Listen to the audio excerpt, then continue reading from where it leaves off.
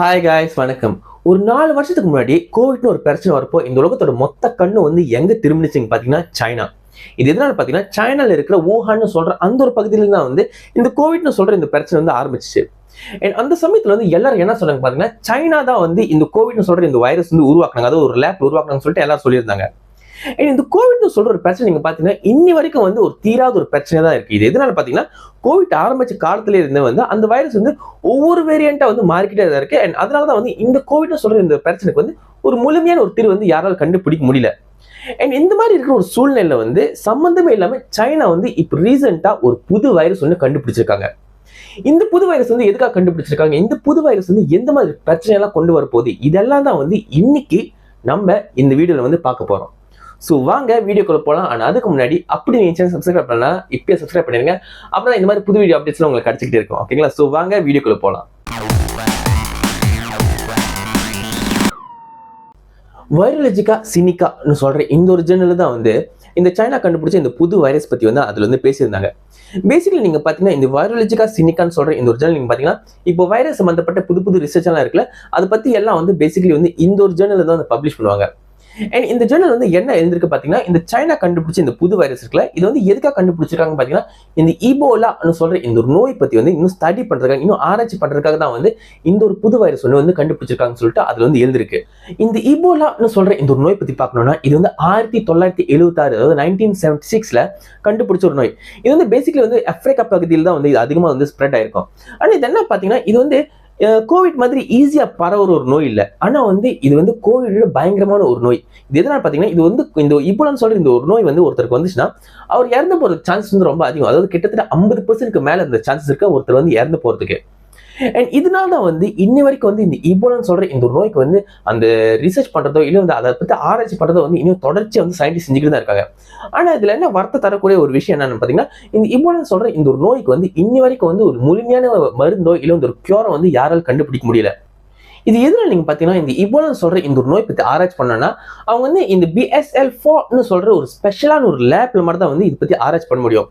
பொதுவாக வந்து ஒரு லேப் வந்து ஒரு 4 வகை இங்க வந்து பிரிக்கலாம். அதாவது BSL-1, BSL-2, BSL-3, BSL-4. இந்த மாதிரி ஆபத்தே இல்லாத ஒரு வைரஸ் பத்தி வந்து ஆராய்ச்சி பண்ணனா அவங்க வந்து இந்த BSL-2, BSL-3 சொல்ற இந்த ஒரு லேப்லயே வந்து ஆராய்ச்சி பண்ணிட்டு போயிருவாங்க.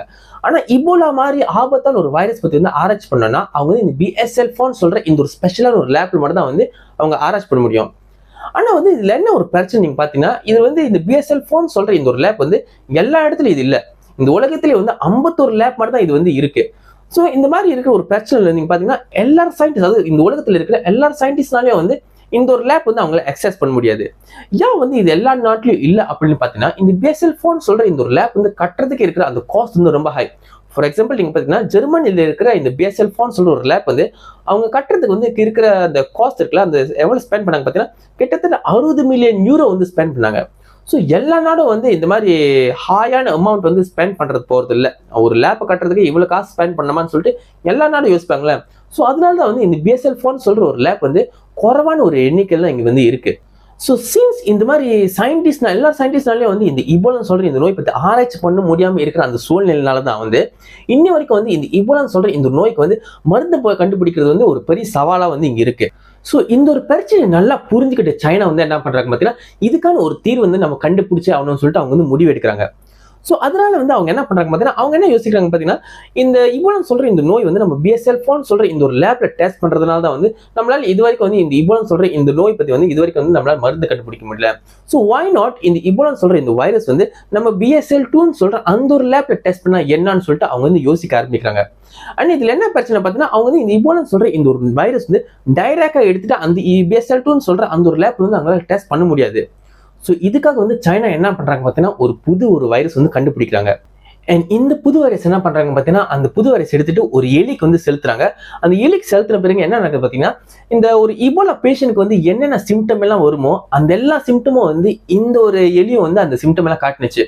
ஸோ அதுக்கப்புறம் தான் அவங்க என்ன முடிவு பண்றாங்க பார்த்தீங்கன்னா சரி இனிமே வந்து இந்த ஒரு புது வைரஸ் வச்சுக்கிட்டே நம்ம வந்து இந்த இபோலான்னு சொல்ற இந்த ஒரு நோய்க்கு வந்து நம்ம ஆராய்ச்சி பண்ண ஆரம்பிக்கலாம். அதாவது BSL-2 சொல்ற அந்த ஒரு லேப்ல வந்து நம்ம ஆராய்ச்சி பண்ண ஆரம்பிக்கலாம். சீன்ஸ் வந்து எதுனால பார்த்தீங்கன்னா அந்த சிம்டமே ஒரே மாதிரி இருக்கிறதுனால தான். ஓகேங்களா? ஸோ இந்த மாதிரி தான் வந்து இன்னைக்கு வந்து அது ரீசெண்டா வந்து சைனா வந்து இந்த புது வைரஸ் ஒன்று வந்து கண்டுபிடிச்சிருக்காங்க. ஸோ இவ்வளோதான் guys இன்னைக்குள்ள வீடியோ. அப்படி நீங்க வந்து இந்த எக்ஸ்பெரிமெண்ட் பத்தி வந்து இன்னும் டீட்டெயிலாக நீங்க தெரிஞ்சுக்கணும்னா நீங்க வந்து இந்த வைரலஜிக்கா சினிக்கான்னு சொல்ற இந்த ஒரு ஜேர்னல் வந்து நீங்க வந்து கூகுள் சர்ச் பண்ணி நீங்க வந்து படிக்கலாம். ஓகேங்களா? அண்ட் நீங்க என்ன நினைக்கிறீங்க, இந்த மாதிரி வந்து ஒரு நோயை வந்து அதுக்காக மருந்து கண்டுபிடிக்கிறதுக்காக இன்னொரு புது வைரஸ் கண்டுபிடிக்கிறது வந்து ஒரு சாமர்த்தியமான ஒரு விஷயமா, ஒரு நல்ல விஷயமா, இல்லை ஒரு கெட்ட விஷயமானு சொல்லிட்டு நீங்க என்ன நினைக்கிறீங்கன்னு சொல்லிட்டு அந்த கமெண்ட்ல சொல்லுங்க. நான் வந்து படிச்சு பார்க்குறேன். ஸோ இதர் வந்து உங்களை அடுத்த வீடியோவில் பார்க்குறேன். அது வரைக்கும் thank you, see you and bye bye.